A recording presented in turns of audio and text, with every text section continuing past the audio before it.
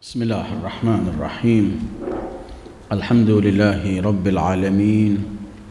Wassalatu wassalamu ala al-Habibil Mustafa Abil Qasim Muhammad. Allahumma salli ala Muhammad wa ali Muhammad. Allahumma salli ala Muhammad wa ali Muhammad.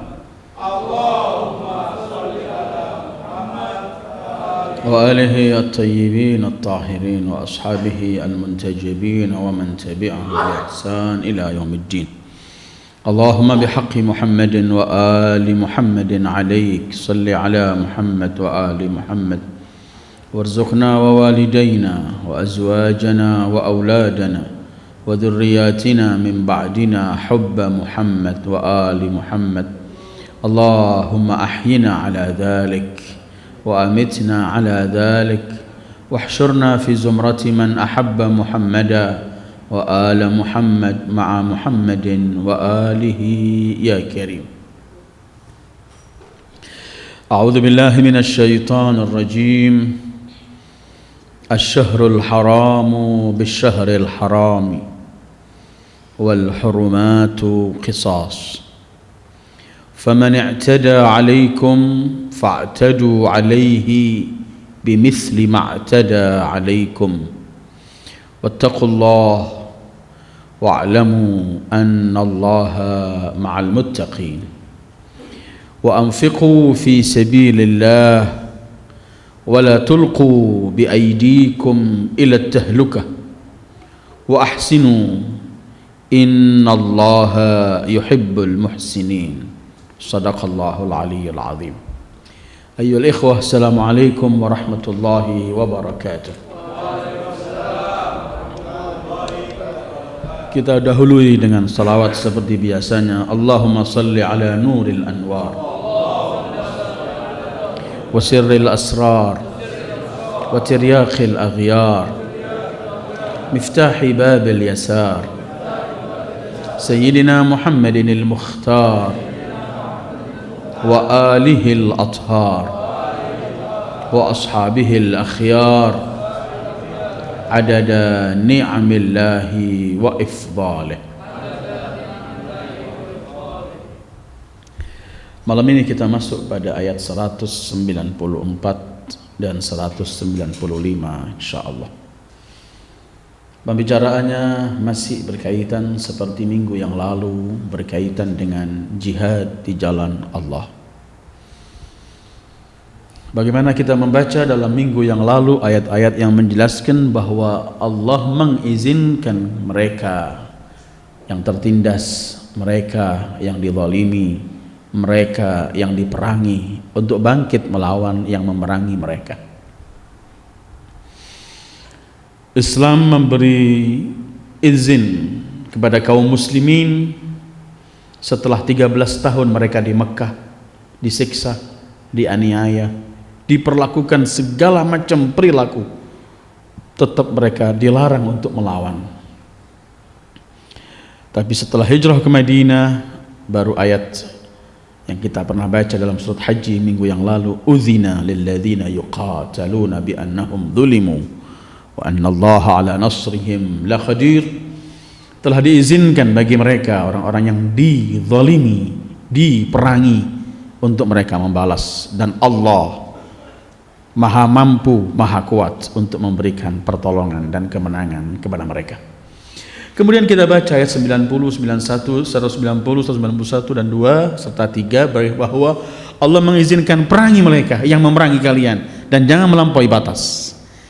Wala ta'tadu innahu la yuhibbu al-mu'tadin atau innallaha la yuhibbu al-mu'tadin. Jangan melampaui batas. Bahkan kemudian Allah lebih jauh lagi memberikan izin. Kalau mereka, pertama Allah mengatakan jangan perangi mereka di Masjidil Haram. Tetapi kalau mereka memerangi kalian di Masjidil Haram, maka perangilah mereka walau mereka di Masjidil Haram. Ini yang kita baca minggu yang lalu.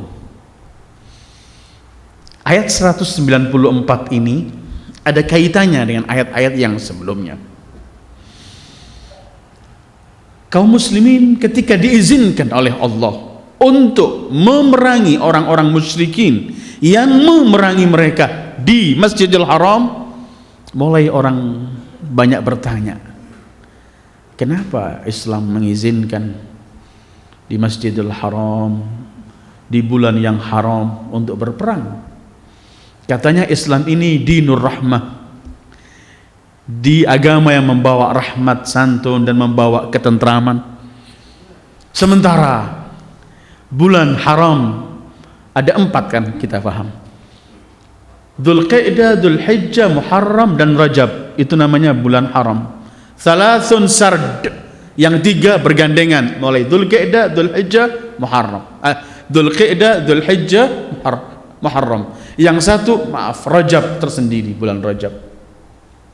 Bulan-bulan suci 4 bulan haram ini, jahiliyah pun di bulan itu nggak perang. Mereka kalau perang masuk bulan haram berhenti gencatan senjata untuk menghormati bulan haram. Karena itu dinamakan Asy-Syahrul Haram, bulan haram. Kenapa? Karena banyak hal-hal yang tadinya halal menjadi haram dilakukan bulan itu. Sampai orang di zaman jahiliyah pun melihat pembunuh ayahnya di Masjidil Haram atau di bulan haram, dia nggak balas, dibiarkan saja. Islam datang menekankan semacam ini, tetap hormatilah bulan-bulan haram, apalagi Masjidil Haram, apalagi Haramil Makkah, sekeliling Makkah. Tetapi kemudian kaum muslimin musyrikin, ada 2 pertanyaan sebagai sindiran dari mereka. Kenapa muslimin perang di bulan haram? Bukankah ini Muhammad mengaku mengikuti millah Ibrahim, bapaknya Ibrahim, datuknya Ibrahim. Sementara kenapa tidak menghormati bulan haram? Kedua, mereka mengambil kesempatan di bulan haram. Mereka yakin kalau Muhammad ini ikut nenek moyangnya Ibrahim, pasti Muhammad akan mengajak para pengikutnya untuk menghormati bulan haram. Kemudian mereka keluar akal licik mereka, lebih baik kita perangi muslimin di bulan haram karena mereka nggak bakal balas begitu. Ketika ini terlontar dan pikiran ini ada pada mereka, kalau di ayat 191-nya Allah menyebutkan, wala a'udzubillahi minasyaitonirrajim wala tuqatiluhum 'indal masjidil harami hatta yuqatilukum fi fa in qataluukum faqtuluhum. Jangan perangi mereka di Masjidil Haram, tapi kalau mereka memerangi kalian di Masjidil Haram, maka perangilah mereka. Itu masalah masih masjid. Sekarang ini Islam membawa yang lebih luas dari itu. Sekarang bukan saja di Masjidil Haram, di bulan haram itu, Dzulqa'dah atau Dzulhijjah atau Muharram atau Rajab, kalau mereka meyakini bahwa kalian akan menghormati bulan-bulan ini, kemudian kalian gak bakal memerangi mereka, kemudian mereka memerangi kalian di bulan ini, perangi mereka walaupun di bulan haram. Karena mereka tidak menghormati bulan itu, maka kita tidak layak menghormati mereka walau di bulan itu. Begitu loh konsep Islamnya. Selagi mereka menghormati bulan haram, maka Islam lebih-lebih lagi akan menghormati bulan itu. Karena itu ayat yang akan kita baca 194-nya Allah berfirman, Asy-Syahrul Haram Bisyahril Haram. Bulan haram ya dibalas dengan bulan haram, begitu. Artinya kalau mereka memerangi kalian di bulan haram, maka balaslah perangi mereka juga di bulan haram. Jangan lagi pedulikan ini bulan harus gencatan senjata, ini bulan harus dihormati. Berhenti. Karena apa? Menghadapi orang-orang yang tidak menghormati bulan itu, supaya nggak dipermainkan Islam. Oh, Islam ini agama rahmat, cuma bikin akhirat.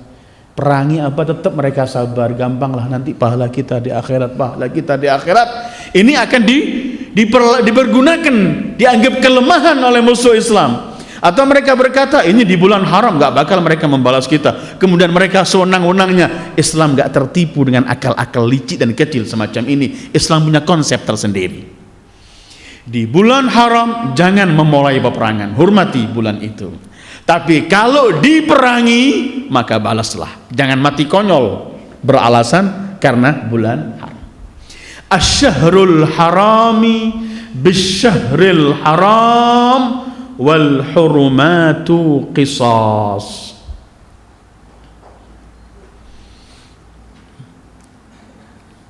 Bulan haram dibalas dengan bulan haram. Wal hurumat, hurumat itu dalam bahasa jamak dari hurmah, seperti zulmah jamaknya zulumat. Hurmah, hurumat, apa artinya hurmah itu? Sesuatu yang harus dimuliakan dan diagungkan, itu namanya hurmah. Karena itu ada hurmatu syahril haram, hurmatu baladil haram, hurmatu masjidil haram. Karena itu dijamak semua oleh Allah. Wal hurumatu qisas, tempat-tempat bulan haram, zaman bulan haram atau tempat haram yaitu Makkah, atau tempat haram yaitu Masjidil Haram, ini semua yang harus dihormati. Tetapi kalau mereka tidak menghormati semua ini, maka laksanakan kisos. Mereka membunuh, bunuhlah. Mereka memerangi, perangilah. Sebagaimana arti kisos, yaitu al-mumatsalah, membalas dengan setimpa. Wal hurmatu qisas. Bulan suci, naam, kita hormati, tapi bukan menjadikan kelemahan kita ketika diserang diam saja. Tidak, kita wajib qisas. Jadi hormah itu segala sesuatu yang wajib dimuliakan dan dihormati. Tidak boleh diperlakukan perilaku keji yang enggak baik. Seperti apa? Bulan haram. Seperti apa? Baladil haram. Seperti apa? Masjidil haram. Maka ini hormah. Apa artinya hormah? Yajibu ta'zimuhu wa ihtiramuhu. Wajib diagungkan dan dimuliakan. Kalau musuh-musuh tidak memuliakan, Islam ini punya konsep begini. Masjidil haram mulia, yang wajib dihormati, dimuliakan. Makkah sekelilingnya baladil haram yang wajib dihormati. Bulan Dzulqa'dah, Dzulhijjah, Muharram dan Rajab, bulan yang suci, wajib dihormati. Tapi Islam mempunyai konsep lain lagi. Ini tetap wajib dihormati. Tapi kemuliaan seorang mukmin jauh daripada kemuliaan Masjidil Haram, kemuliaan Ka'bah sendiri, dan kemuliaan bulan-bulan haram. Karena itu kalau mereka mempermainkan jiwa mukmin muslim kemudian diperangi di bulan ini, maka yang tidak menghormati jiwa seorang muslim tidak perlu dihormati, walaupun dia di Masjidil Haram, atau walaupun dia di Baladil Haram, atau walaupun ia sedang berada di bulan haram. Kan pernah saya bawa di tempat ini bahwa Rasulullah sallallahu alaihi wa alihi, beliau pernah duduk melihat Ka'bah begini. Kemudian beliau menyebutkan, alangkah mulianya engkau di sisi Tuhan. Alangkah mulianya engkau wahai Ka'bah, Baitullah, dinisbatkan rumah Allah. Kemudian beliau mengatakan, tetapi seorang mukmin jauh lebih mulia darimu wahai Ka'bah. Kalau kamu dimuliakan tempatmu, keberadaanmu saja, Allah memuliakan mukmin, diharamkan darahnya, diharamkan jiwanya, dan diharamkan kehormatannya. Maka yang memerangi mukmin yang jauh lebih mulia dari Masjidil Haram, Ka'bah dan semuanya, maka harus dibalas walaupun mereka ada di tanah yang haram, masjid haram atau bulan haram. Ini yang Allah sebutkan, asy-syahrul haram bisyahril haram wal hurumatu qisas. Tempat-tempat yang mulia itu kalau sudah mulai diperlakukan dengan sesuatu yang hina, maka wajib hukum qisas, membunuh dibunuh, melukai dilukai, walau di Masjidil Haram atau di bulan yang haram. Asy-syahrul haram bisyahril haram wal hurumatu qisas. Terus faman i'tada 'alaikum fa'tadu 'alaihi bimithli ma'tada 'alaikum.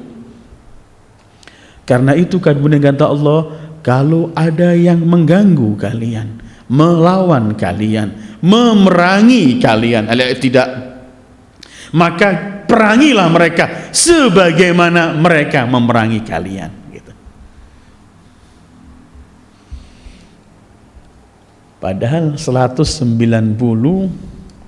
kita baca firman Allah, la ta'tadu innallaha la yuhibbul mu'tadin. Jangan melampaui batas. Allah enggak senang dengan orang-orang yang melampaui batas. Tapi ayat 194 ini malah mengizinkan, laksanakan. Kalau mereka melakukan sesuatu al-i'tida, maka kalian pun saya bebaskan untuk melawan mereka. Jadilah mu'tadin. Apakah ada kontradiksi antara ayat yang melarang kita untuk menjadi mu'tadin karena Allah membenci dengan ayat semacam ini? Allah melarang dan benci dengan orang yang mendahului melakukan perbuatan itu, tetapi Allah mengizinkan kalau kamu sedang membela dirimu. Faman i'tada, siapa yang melakukan kekejian, alaikum, terhadap kalian, fa'tadu, lakukan juga keji semacam mereka. Ayat ini sebenarnya tidak memerintahkan kita supaya berperilaku seperti orang kafir atau musyrik. Kalau mereka melakukan perbuatan yang keji, lawanlah dengan kekejian, bukan itu. Tetapi ayat ini ingin memberikan satu arti, menggunakan bahasa yang sama, tapi memiliki arti kembalikan kekejian mereka kepada mereka sebagaimana mereka melakukan untuk kalian. Seperti firman Allah, wa jazaa'u sayyi'atin sayyi'atun mithluha. Membalas perbuatan jelek juga diberi kejelekan. Allah enggak punya barang yang jelek, semua milik Allah baik. Tapi Allah ingin menggunakan kalimat yang sama untuk mengembalikan kejelekan mereka kepada mereka. Atau seperti kita membaca firman Allah, wa makaru wa makarallah wallahu khairul makirin. Mereka menipu, Allah menipu, dan Allah sebaik-baik penipu. Salah besar kalau kita artikan ini, tapi mereka menipu, Allah mengembalikan tipu mereka kepada mereka sendiri, dan sebaik-baik zat adalah Allah yang mampu mengembalikan tipu daya mereka kepada mereka. Begitu. Jadi semacam ini, faman i'tada 'alaikum fa'tadu, kalau mereka berbuat keji, berbuatlah keji pada mereka. Berbuat keji di sini bukan perintah untuk kita melampaui batas, tapi artinya kembalikan kekejian mereka kepada mereka dengan cara membalas. Kita bukan yang kalau ditampar pipi kiri kemudian kita berikan yang kanan, atau ditampar yang kanan kita berikan yang kiri. Tidak. Kata Islam, yang melampaui batas, yang memperlakukan keji terhadapmu, lakukan kepada mereka, balas mereka. Pada siapa? Mereka orang-orang musyrikin yang tidak mengucapkan dua kalimat syahadah. Mereka memperlakukan keji, perlakukan. Kenapa? Supaya menjaga kewibawaan Islam agar tidak dipermainkan. Jangan sampai kemudian Islam ini agama rahmat, benar. Islam ini agama yang selalu memikirkan akhirat, benar. Tapi bukan berarti rahmat dan mikir akhirat itu kemudian orang-orang musuh-musuhnya memperlakukan sewenang-wenang kepada mereka dengan alasan kami enggak balas, nanti saja ketemu di akhirat balasannya, kami agama rahmah. Kalau ini konsepnya, kita akan terus diinjak-injak oleh musuh Allah, sementara Allah menyebutkan walillahil izzatu walirasulihi walil mu'minin. Jangan lagi kita dipukul diem. Coba lihat nasib bangsa Palestina diperlakukan oleh Israel. Setiap mereka berunding menerima kehinaan, setiap mereka mundur. Setiap dilawan dengan kekerasan peperangan, setiap Israel mulai berpikir panjang. Faman i'tada 'alaikum fa'tadu 'alaihi. Jangan Israel ngirim roket, kita balas dengan berunding. Kita duduk di meja berunding lagi, kirim lagi roket ke sana. Kita berunding lagi. Bukan Islam tidak menerima perdamaian, ada. Rasulullah tahun ke-6 di bulan Dzulqa'dah, justru di bulan haram, dilarang masuk kota Mekah dengan 1.400 para sahabatnya, diperlakukan keji. Beliau menggunakan perdamaian yang disebut dengan perdamaian Hudaybiyah, ada perdamaian. Tapi tahun ke-7 ketika kembali diberi bekal ini oleh Allah, kalau di bulan ini sama bulan Dzulqa'dah kalian kembali, mereka janji memberi waktu 3 hari di Mekah. Kalau mereka mengingkari janji, perangi. Ada batasnya supaya ada kewibawaan Islam. Ini di dunia Islam sekarang, kalau tidak ada kewibawaan ini, setiap hari kita terus dihina oleh al-mustakbirin, oleh syaitan-syaitan besar yang ada sekarang ini. Polisi-polisi dunia dan korak-korak yang di dunia ini selalu akan mempermainkan kaum muslimin. Tetapi Allah menyebutkan jangan perang, jangan menyakiti. Tapi kalau disakiti, walau di bulan haram, laksanakan perang.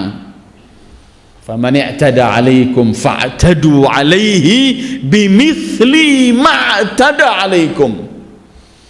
Tapi Islam tetaplah agama rahmat. Islam tetap agama damai. Islam tetap tidak mau merugikan umat manusia. Di tengah-tengah mengizinkan kita, di tengah-tengah Allah mengizinkan kita perangi mereka walaupun di bulan haram. Perangi mereka apapun yang mereka lakukan, balas.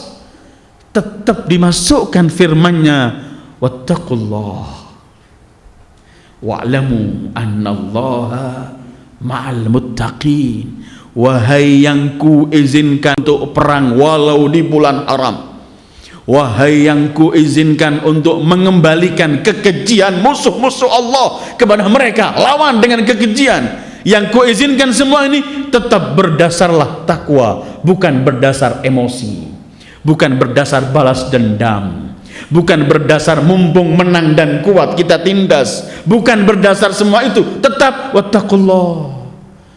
Bersikaplah orang yang berhubungan dengan Allah, meletakkan sesuatu sesuai dengan kehendak Allah, bukan karena emosi atau kehendak pribadi atau golongan, tidak. Wattaqullah.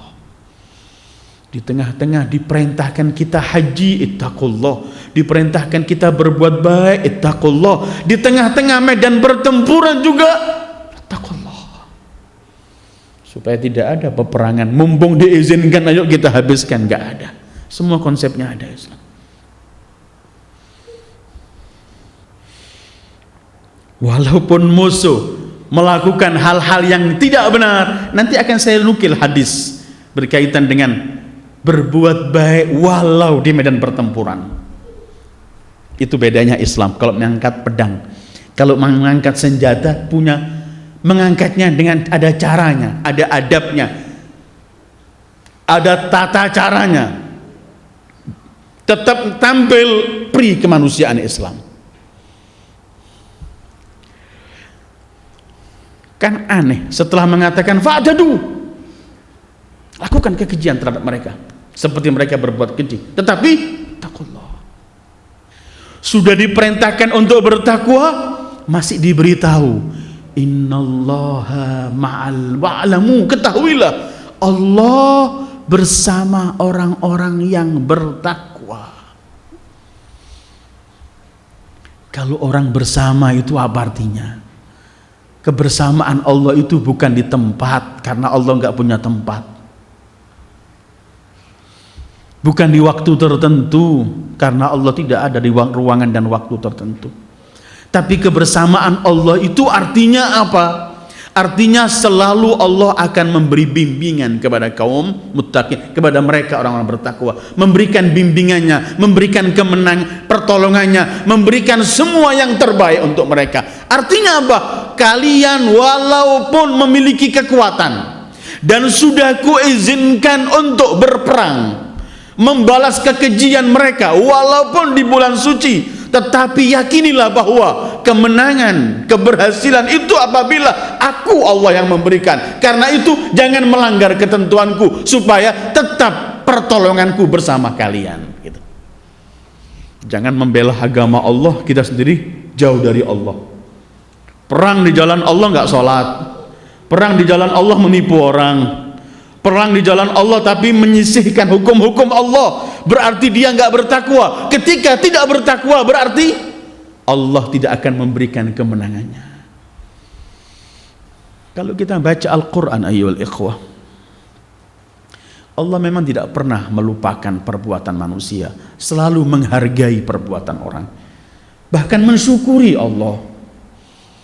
Allah mensyukuri. Karena sa'yuhum mashkura, amal perbuatan mereka ini disyukuri oleh Allah. Allah terima kasih. Tetapi Allah menjelaskan berkali-kali, aku nggak melupakan perjuangan kalian, tidak melupakan persiapan dan jerih payah, tetapi kemenangan datang dariku. Apa artinya? Begini, tahu peperangan Badar? Ya Allah, awal peperangan Islam, kaum muslimin 313 atau 14 dalam riwayat. Untanya cuma 70 atau berapa? Jalan kaki yang banyak. Pedangnya terbatas, semua terbatas. Menghadapi 1000 pasukan, lengkap senjatanya. Yang terjadi apa? Mereka mendapatkan kemenangan mutlak. Terbunuh kaum musyrikin 70. Abu Jahal, CS semua mampus. 70 ditawan. Terus justru di tengah-tengah Badar itu Allah menurunkan firman-Nya, "Wa ma ramaita id ramait, walakinnallaha rama." Bukan engkau yang melempar wahai Muhammad, artinya bukan engkau yang mendapatkan kemenangan dan memberikan, tetapi aku Allah yang memenangkan. Ini Badar. Pergi ke Hunain, perang Hunain. Allah, waktu itu pasukan kaum muslimin 10.000, perang Hunain, persenjataan lengkap, berangkat. Tapi kemudian mereka teriak, "Lan nughlabal yawma min qillah." Mereka mulai teriak, kami saat ini, perang ini tidak pernah akan dikalahkan, karena kami bukan sedikit bilangan kami, bukan sedikit senjata kami cukup mampu. Ada kalimat semacam ini. Apa yang terjadi? Kacar-kacir di perang Hunain itu.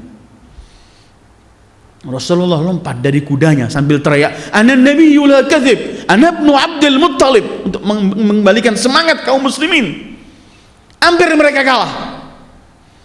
Kemudian Allah menegur dalam Al-Quran begini, a'udzubillahi minasyaitonir rajim, "Wa yauma Hunain idz a'jabatkum kathratukum falam tughni 'ankum minallahi syai'a wa dhaqat 'alaikumul ardu bima rahubat."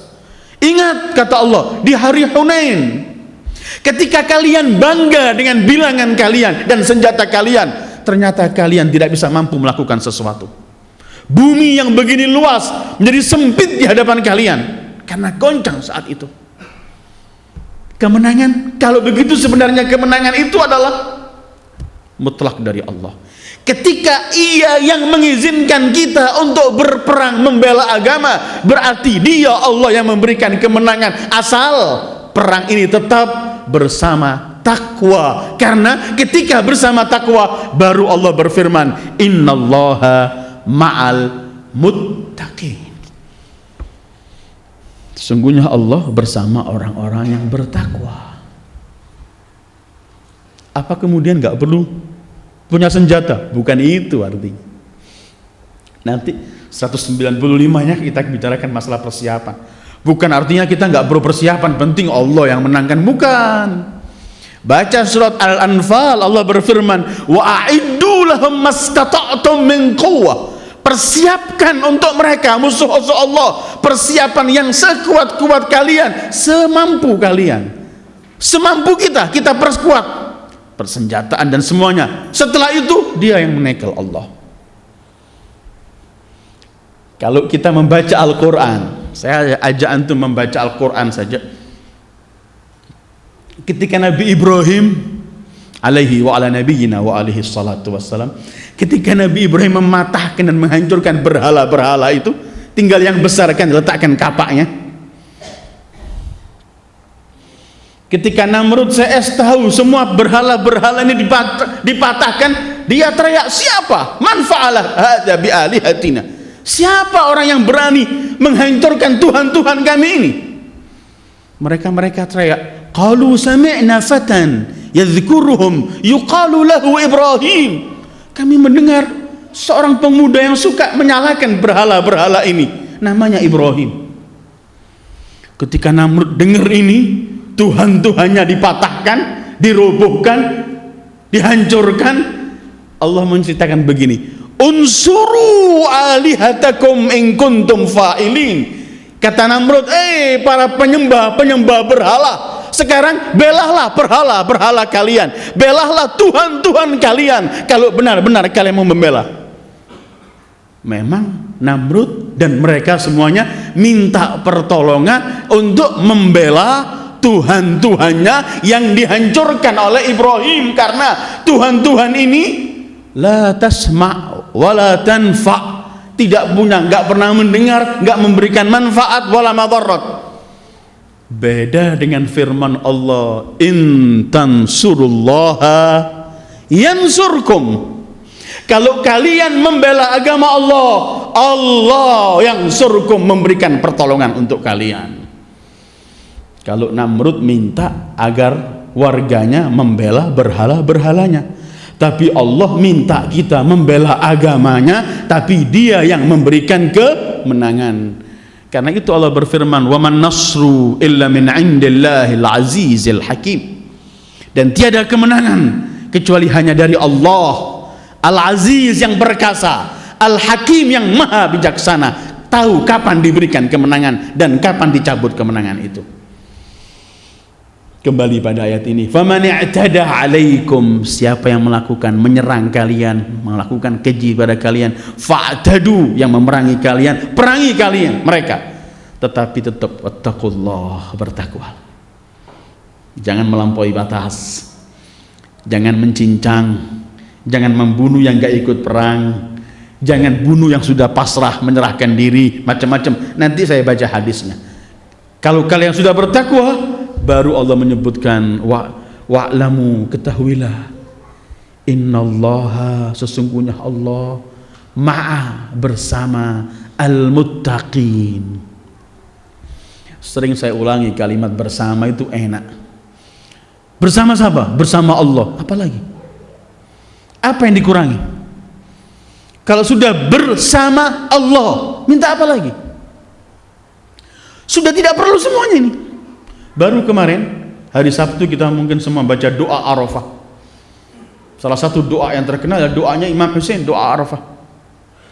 Dalam doa itu ketika beliau bermunajat pada Allah, Imam Hussein mengatakan, madza faqada man wajadak wa madza wajada man faqadak. Ya Allah, akan kehilangan apa orang yang sudah kenal kepadamu, dan akan mendapat apa orang kalau tidak kenal kepadamu. Kalau nggak kenal Allah, dunia seisinya kita miliki, kita nggak dapat apa-apa. Kalau kita punya Allah, nggak punya dunia apapun, tetap kita punya yang termahal dan terbaik. Wattaqullah innallaha ma'al, bersama, muttaqin. Ini yang sering saya ungkap di tempat ini, kebersamaan ini yang menyebabkan para anbiya tenang dalam semua dakwah mereka. Pernah saya bawa Musa dikejar Fir'aun dan bala tentaranya, ingat, Sampai Musa sampai di tepi laut. Di tepi laut Bani Israel, bangsa yang paling cerewet, mereka teriak, "Ya Musa, inna lamudrakun." Musa, kita konyol.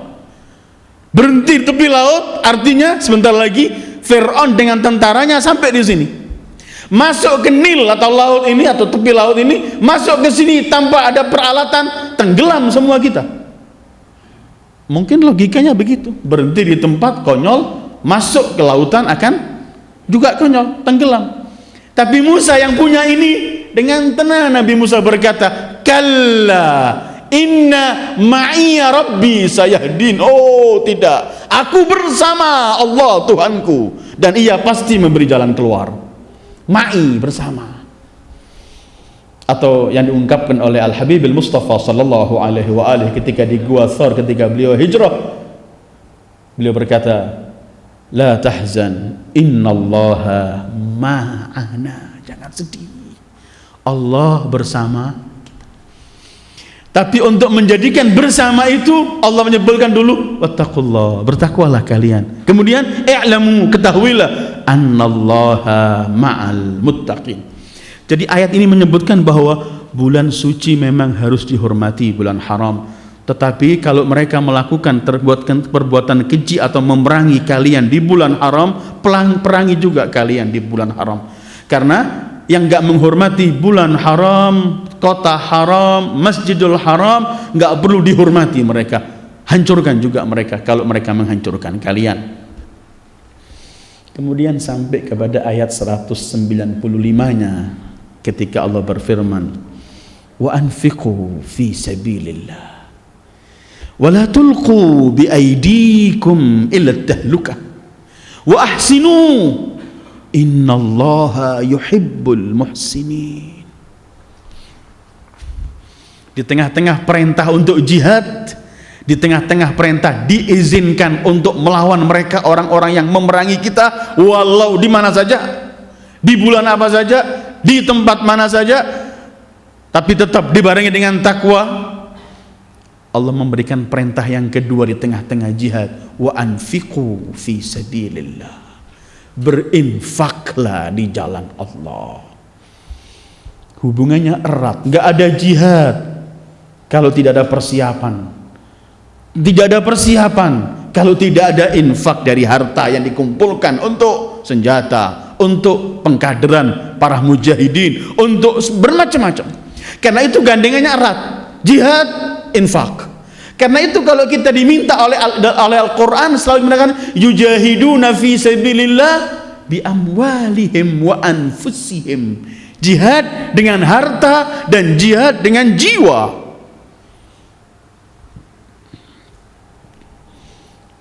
Wa anfiqu, berinfaklah di jalan Allah. Kalau kemarin ketika kita mulai baca firman Allah 190-nya ketika kita diizinkan perang, Allah pun berfirman wa qatilu fi sabilillah. Di sini wa anfiqu fi sabilillah. Infakkan hartamu di jalan Allah. Kalau kita keluar dari masalah jihad, seakan-akan harta ini tidak boleh dikeluarkan kecuali di jalan Allah. Karena apa jalan Allah itu? Global jalan Allah itu ialah yang dalam real dan ketentuan Allah. Jangan kamu infakkan, jangan kita menginfakkan harta kita di real yang melanggar Allah. Ketika di jalan Allah mencukupi keluarga, membantu kedua orang tua, membantu anak yatim, membantu orang miskin, membantu masjid-masjid, sekolahan-sekolahan, sarana-sarana untuk jihad di jalan Allah, untuk persenjataan dan semua ini fisabilillah. Mengeluarkan uang untuk membawa fitnah, mengeluarkan uang untuk mengadu domba, mengeluarkan uang untuk menjatuhkan satu kelompok di atas kelompok yang lain, mengeluarkan uang untuk memisahkan suami dengan istri, mengeluarkan uang hal-hal yang dilarang oleh Allah, berarti ini bukan di jalan Allah, artinya di jalan yang dibenci oleh Allah. Sementara Islam mengatakan wa anfiqu fi sabilillah, infakkan di jalan Allah. Jadi seorang suami memberikan hartanya kepada istrinya, belanjanya, anaknya, istrinya, itu di jalan Allah. Karena memang Allah mengizinkan, Allah memerintahkan. Seorang memberikan pada anak yatim, orang miskin, memang Allah merintahkan, tetap di jalan Allah ini. Ngeluarkan uang untuk apa? Buat karaoke di kampung Agustusan dengan penuh maksiat, ini bukan di jalan Allah. Dan hati-hati uang itu. Uang itu bukan milikmu. Uang itu titipan Allah. Kalau kita nggak gena dititipi, besok cepat atau lambat akan diambil oleh Allah titipan itu dan diberikan kepada yang lain yang berhak mampu menerima titipan Allah. Wa anfiqu fi sabilillah. Tetapi hubungannya dengan jihad apa? Erat. Jihad sangat memerlukan persiapan. Mungkin persiapan jihad lebih dahulukan daripada jihad itu sendiri. Persiapan jihad mungkin lebih sulit daripada jihad itu sendiri. Karena apabila persiapan ini tidak ada, berbahaya. Karena itu Islam mengatakan wa a'iddu lahum mastata'tum min quwwah. Persiapan untuk menghadapi musuh semampu kalian. Persiapan ini ya apa? Beli senjata dengan uang. Dengan segala sesuatu perlengkapan jihad ini perlu dengan infak. Karena itu kemudian Islam nggak membiarkan orang nggak diberi pengertian berkaitan dengan infak di jalan Allah untuk menegakkan kalimat Allah. Pahalanya apa? 1 seperti 700.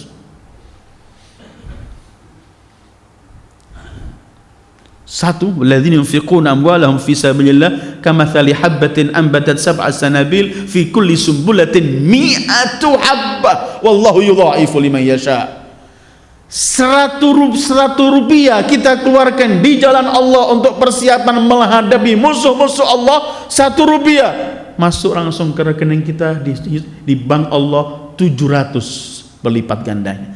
Setelah 700 Allah belum selesai menyebutkan yudhaifu liman yasha, dan Allah berkehendak untuk melipat gandakan sesuka Allah. Karena itu setelah perintah jihad wa anfiqu, berinfaklah untuk jalan Allah. Entah itu untuk senjata, entah itu untuk pengkaderan, entah itu untuk masjid-masjid kaum mukminin yang mau sholat, entah itu untuk tempat-tempat pendidikan yang mengenalkan kepada Allah, entah itu majlis-majlis taklim yang membawa manusia untuk mengenal Allah supaya hidup tetap dalam rel sabilillah. Semua itu masuk dalam kategori fi sabilillah. Wa anfiqu fi sabilillah. Saya tidak akan bahas masalah infak dan pahalanya ya. Mungkin dalam awal-awal Baqarah pernah kita kaji. Kalau saya tidak lupa dalam CD ke-20 atau 21 ada lengkap masalah innalladzina mengenai yunfiquna fi sabilillah atau yunfiqun dalam awal-awal ayat mengenai sifat kaum muttaqin. Wa anfiqu fi sabilillah. Jadi al-infaq itu ikhrajus syai' an milkihi ila milki ghairi dalam bahasa Arab. Mengeluarkan sesuatu yang miliknya kepada orang lain agar menjadi milik orang lain, itu namanya infak. Wa anfiqu fi sabilillah. Ada 2 gandengan ini. Kalau dua-duanya ini ada ada jihad untuk menghadapi musuh-musuh Allah supaya tetap manusia hidup mengikuti fitrahnya, memiliki kemuliaan, dan ada infak supaya jihad tetap lancar, didorong dengan infak. Sekarang ini negara-negara yang ingin jadi polisi di dunia ini, negara-negara yang super power ini, mereka menginfakkan harta mereka dalam setahun itu yang untuk senjata dan kekuatan militer mereka sangat berlebih daripada yang lainnya. Karena apa? Untuk menjaga kewibawaan mereka. Dan Islam telah menganjurkan begitu. Kamu harus infakkan harta dengan cara apa saja untuk memperkuat umat Islam. Kalau enggak dipermainkan umat Islam ini. Dipermainkan. Hari-hari ini mungkin kita semua melihat dalam TV kita, TV dalam maupun televisi luar negeri, bahwa Israel akan menyerang secara militer kepada Iran. Dan kita mendengarkan jawaban Iran kemarin yang setiap hari menampakkan kekuatannya dengan bermacam-macam membuat senjata. Jawaban Iran kemarin simpel dan santai saja. ketika mereka berkata, apabila Anda ingin menyerang kami, kami tunggu. Dan kami akan menjawab, kami akan membalas. Setidak-tidaknya ini kesempatan kami untuk mulai menghilangkan Tal Afib dari peta bumi. Karena apa? Punya istidad, punya kekuatan. Ini yang Islam mengatakan, wa anfiqu, infakkan, untuk membuat bermacam-macam perlengkapan persenjataan. Karena apa?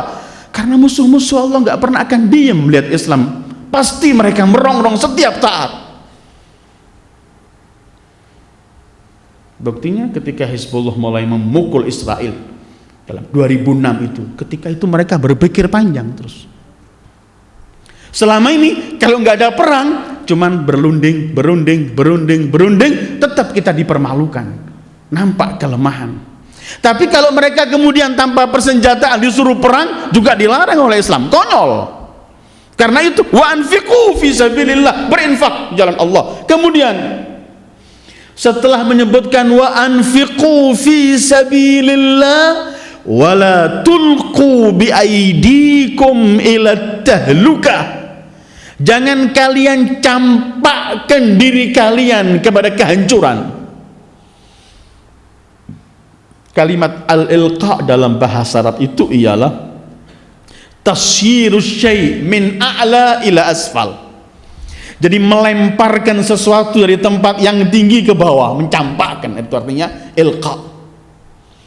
At-tahluka itu adalah al-halak, kehancuran. Artinya jangan kalian bunuh diri, jangan campakkan diri kalian kepada kehancuran dan kematian. La tulqu bi aidikum, dengan tangan kalian kepada kehancuran, artinya jiwa kalian ya. Sering Al-Quran menggunakan tangan ini simbol kekuatan untuk yang disebut tangan, tapi yang diinginkan orangnya. Dhaharal fasadu fil barri wal bahri bima kasabat aydin nas, bukan tangan orang, tapi dengan perilaku manusia itu. Atau tabbat yada Abi Lahab, bukan cuman kedua tangannya yang celaka Abu Lahab, tapi Abu Lahab semuanya celaka. Cuman selalu Quran menggunakan tangan karena simbol kebanyakan orang melakukan sesuatu itu tangan yang paling banyak ia gunakan untuk melakukan itu. Wala tulqu bi aidikum ila tahluka. Setelah berkata infaklah, karena jihad memerlukan infak, tapi jangan campakkan diri kalian kepada kehancuran.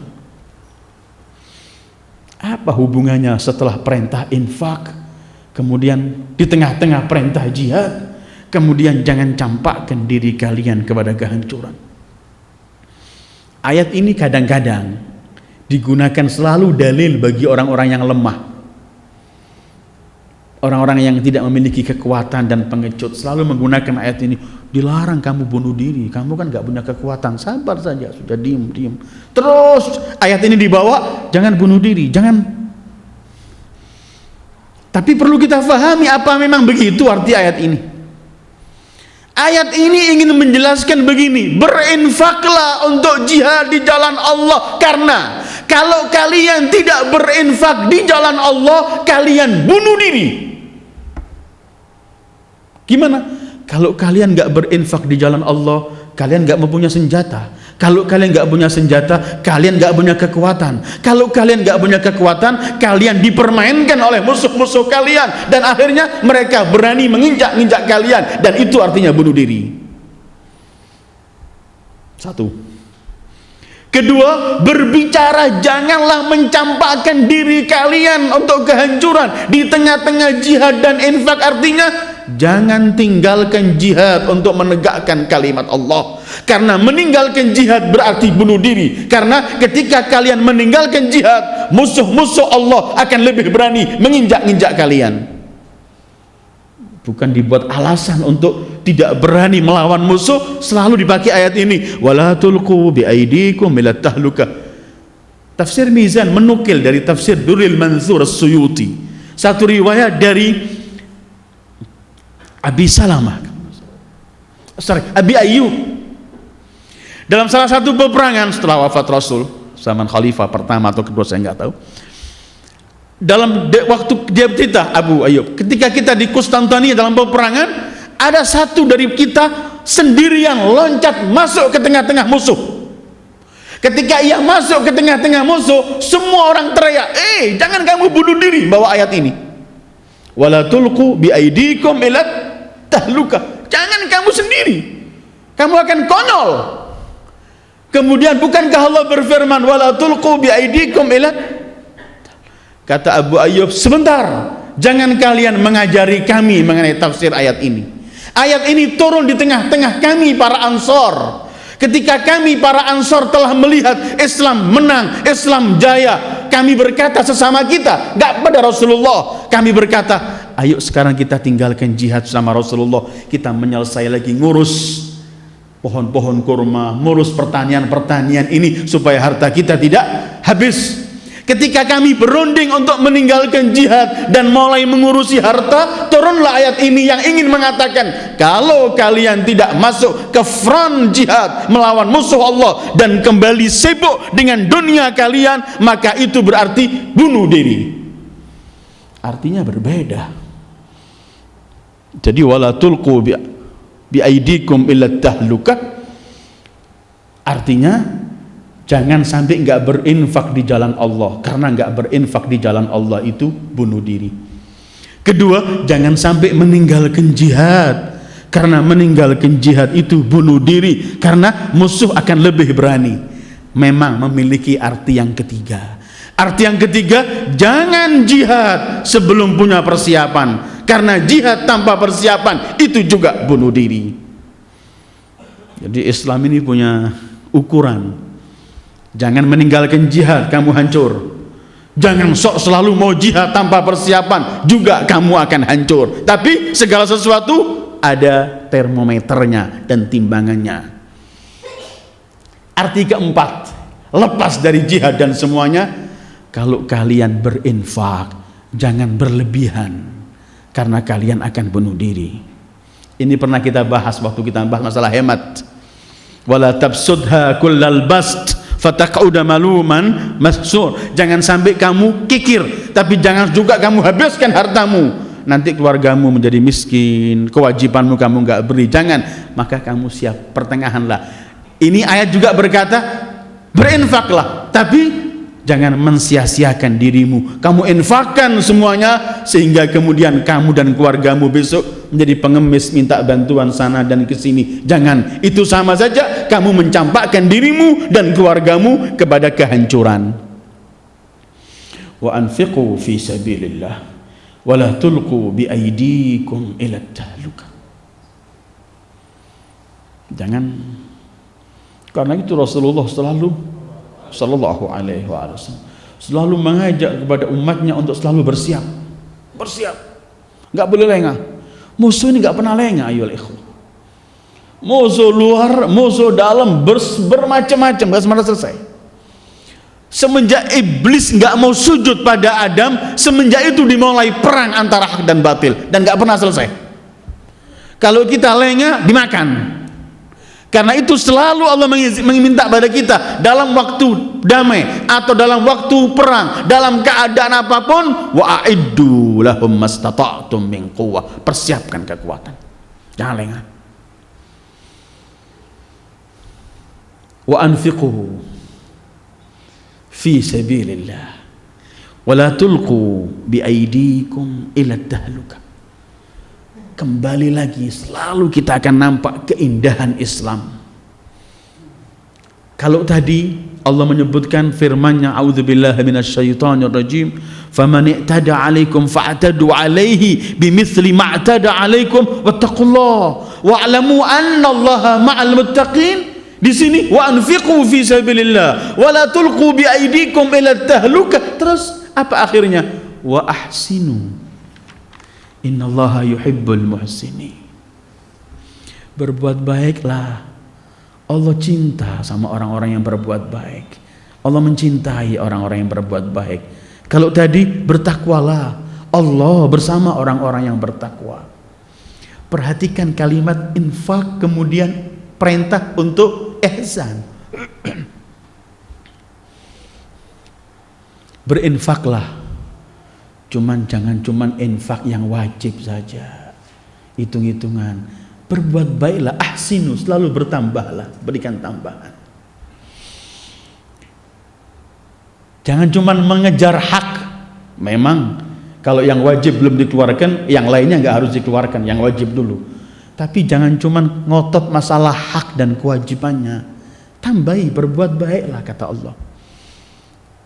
Kalau saya cuma punya kewajiban mengeluarkan 50.000, jangan ngotot 50.000. Kalau masih punya lebih banyak, keluarkan, berbuat ahsinu, berbuat ihsan yang lebih.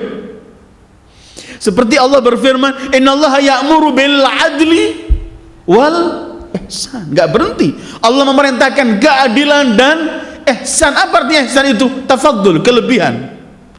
Jangan cuma yang penting saya sudah adil, enggak saya. Jangan cuma masalah hak dan keadilan, lebih berbuat baik. Satu. Kedua, al-ihsan itu juga memiliki arti kalau melakukan sesuatu yang genah sekali, jangan nanggung. Innallaha yuhibbu idza amila ahadukum amalan an yutqinahu.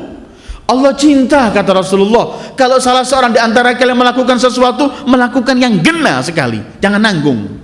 Itu namanya ihsan. Kalau orang ini kita bisa bantu dan urusan dia bakal selesai, dia perlu 50.000, kita punya, jangan kita berikan 40, belum selesai kerjaannya. Kalau mampu, selesaikan, ihsan. Jangan kita berteriak, saya ngasih 10 pun nggak apa-apa, nggak apa-apa. Cuman Allah menyebutkan kalau ingin melakukan sesuatu, perlakukan yang sekalian, yang terbaik. Karena itu Allah selalu mengatakan, liyabluwakum ayyukum ahsanu amala, yang paling baik. Pernah kan saya ceritakan Rasulullah melihat jenazah begini, sallallahu alaihi wa alihi. Orang lagi di lahatnya membetulkan, beliau turun dibetulkan itu, bantalnya dirapikan, tempatnya kayunya dirapikan. Setelah itu hatta yang sesuatu yang berjatuhan ditempelkan. Setelah beliau bangun kan diuruk lagi. Beliau berkata, aku ketika melakukan tadi, aku yakin mungkin kalian bertanya padaku, kenapa Rasulullah, kenapa Muhammad sibuk mengatur yang rapi begini? Sebentar lagi kan diinjak-injak dan selesai, hilang juga kerapiannya. Kata Rasulullah, aku lakukan itu di hadapan kalian karena aku ingin mengajarkan kepada kalian, jangan melakukan sesuatu nanggung, lakukan sesuatu dengan yang terindah dan yang paling baik. Kalau Anda dokter yang paling top, dalam dokter bedah yang paling top, ada orang yang di koruptor mungkin di negeri ini yang harus dihukum mati besok atau 2 hari lagi, tetapi dia kemudian jatuh, kemudian harus dioperasi, memerlukan Anda untuk mengoperasi dia. Anda jangan sibuk ketika mengoperasi, percuma saya operasi, genah, saya deledel pun nggak apa-apa, besok pun akan dihukum mati orang ini, tidak boleh. Anda sebagai dokter lakukan yang terbaik untuk pasien ini, walaupun 2 hari lagi dia dihukum mati, tapi itu urusannya lain. Semacam itu Islam ini mengatakan, wa ahsinu, berbuat baiklah, innallaha yuhibbul muhsinin. Ayyuhal ikhwah, dalam urusan jihad pun Allah masih mengatakan wa ahsinu, berbuat baik. Pernahkah kita membayangkan bahwa sampai menghadapi orang zalim, orang kafir, orang yang medan pertempuran, orang yang model apapun, tetap Islam berkata jangan melampaui batas dan tampilkan kebaikan Islammu. Dalam Kafi, Syekh Kulaini meriwayatkan, Al-Imam Ja'far Shadiq meriwayatkan dari datuknya, dari ayahnya, dari ahnya, dari Rasulullah sallallahu alaihi wa alihi. Beliau mengatakan begini, inna Rasulullah sallallahu alaihi wa alihi idza arada an yab'atha sariyatan da'ahum fa ajlasahum baina yadayhi thumma yaqul siru bismillah wa billah wa fi sabilillah wa ala millati rasulillah wa la taghullu wa la tumathilu wa la taghdiru wa la taqtulu shaykhan faniya wala sabiya wala imra'atan wala taqla'u syajaran illa an tattaru ilaiha. Imam Ja'far meriwayatkan Rasulullah kalau mau mengutus satu pasukan untuk perang, dipanggil semua mereka, didudukkan di hadapan beliau, baru beliau menyatakan berangkatlah atas nama Allah, siru Bismillah, dengan nama Allah. Wa fi sabilillah, di jalan Allah. Wa ala millati Rasulillah, dan mengikuti ketentuan Rasulullah sallallahu alaihi wa alihi. Jangan kalian merampas harta yang belum waktunya untuk diambil. Jangan kalian mencincang orang yang sudah mati. Jangan kalian menipu. Perang ini kan tipu, tapi dalam menipu dalam arti menipu bukan waktu perang, tapi diambil ininya, diputar balikkan faktanya. Terus wala taqtulu syaikhan faniya, orang yang sudah tua bangka jangan dibunuh. Wala sabiyya, anak kecil jangan dibunuh. Wala imra'atan, wanita jangan dibunuh. Wala taqla'u syajaran, jangan kamu potong pohon, kecuali kalau kamu memerlukan pohon itu. Pohon dilarang motong. Orang yang sudah tua, anak kecil, wanita, jangan pun dicincang. Artinya Islam ini walaupun dalam perang tetap bersih, tetap menghormati orang. Imam Ali meriwayatkan dari Rasulullah sallallahu alaihi wa alihi, an Amirul Mukminin Ali bin Abi Thalib annahu qala naha Rasulullah sallallahu alaihi wa alihi an yulqis summa fi biladil musyrikin. Rasulullah melarang untuk menaburkan racun di negeri kaum musyrikin. Karena apa? Yang mati siapa nanti? Anak-anak kecil, wanita, orang-orang tua, orang-orang yang nggak ikut perang. Artinya Islam ini ketika mengizinkan kita perang masih menitipkan wattaqullah, masih menitipkan wa ahsinu, berbuat baik pada siapapun. Bahkan Rasulullah masih memerintahkan orang yang mulia di tengah-tengah mereka tetap muliakan, jangan dihina. Pernahkah Anda membaca surat Ad-Dahr? Kalau Imam Ali, Fatimah, Al-Hasan dan Husain serta pembantunya Fiddah pernah tidak makan buka puasanya, semua diberikan kepada seorang tawanan. Tahukah Anda tawanan itu siapa? Tawanan itu artinya orang yang musyrik, belum beriman kepada Allah. Dan itu Islam. Jangan kemudian disamakan Islam dengan yang terjadi di hari-hari ini, yang dibuat oleh musuh Islam terbesar yaitu Amerika, dengan terjadinya teroris di mana-mana, peledakan, anak-anak kecil mati, orang-orang yang nggak berdosa mati, di sana sini dilakukan, mereka nggak ikut berperang, mereka tidak melawan. Ini adalah nggak ada hubungannya sama Islam sama sekali. Dan ini bukan jihad dalam Islam. Jihad dalam Islam ialah melawan musuh yang nyata, melawan musuh yang memerangi Islam, bukan membunuh orang-orang yang di mall, di masjid. Kemarin salat Id di Baghdad meledak, salat Id di Afghanistan meledak. Ini bukan perbuatan. Orang bisa berbeda apapun, tetapi selagi orang mengucapkan dua kalimat syahadah, maka darahnya, hartanya, kehormatannya haram. Tidak. Kalau Islam sampai mempunyai sikap terhadap yang non muslim, jangan bunuh anak kecil, jangan bunuh orang tua, jangan bunuh wanita, pohon pun jangan dihancurkan, tempat peribadatan jangan dihancurkan, apapun jangan. Islam datang ingin berperang-perang yang bersih, tidak melibatkan orang yang tidak terlibat.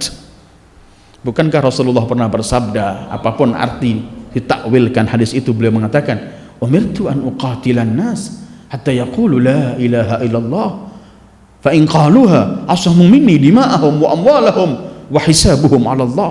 Aku cuma diizinkan perang pada mereka sampai mereka itu mengucapkan dua kalimat syahadah la ilaha illallah Muhammadur Rasulullah. Kalau mereka sudah mengucapkan, maka diharamkan atasku darah mereka, harta mereka, dan kehormatan mereka, siapapun mereka itu.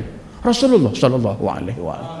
Karena itu perilaku-perilaku yang kita lihat ini, kelompok-kelompok yang selalu mengafirkan yang lain selalu dengan kekerasan, ini kelompok-kelompok ciptaan Amerika untuk mencemarkan nama harum dan nama indahnya Islam. Bagaimana ketika Islam mengangkat senjata murni cuman ingin mengembalikan orang yang sudah alpa fitrahnya agar kembali ingat kepada Allah, nggak lebih dari itu. Karena itu sekarang lagi rame dan berapa tahun rame Kalau dikhawatirkan, dulu Irak diserbu katanya punya senjata nuklir yang memasnah massal atau apa. Sekarang lagi Iran. Padahal Islam yang kita anut ini adalah Islam yang ini riwayatnya melarang menaburkan racun di negeri kaum musyrikin. Artinya senjata pemusnah massal itu haram dalam Islam. Dalam apapun nggak boleh digunakan. Apapun. Dalam perang pun dilarang menggunakan. Rasulullah pernah dikatakan, ya Rasulullah, ini air diminum oleh Yahudi. Mereka biadab, mereka memperlakukan bermacam-macam. Apakah kita kasih racun nih, atau kita habiskan air ini supaya nggak sampai? Kata Rasulullah, jangan. Aku nggak diperintahkan untuk memaksa orang masuk agama ini, sama sekali tidak. Artinya, ayyuhal ikhwah, pesan Islam tetap wattaqullah. Pesan Islam tetap wa ahsinu. Dalam kondisi apapun kita tetap melakukan perbuatan yang terbaik. Waktu damai, waktu perang, waktu lagi marah, waktu santai, waktu kaya, waktu miskin, waktu terpaksa, waktu apapun, tetap Islam punya ketentuan, tidak akan melampaui batas dan tidak akan menyakiti orang yang tidak berikut campur perang menghadap kita. Wassallallahu ala khairi khalqi Muhammad wa alihi ajma'in. Wassalamualaikum warahmatullahi wabarakatuh.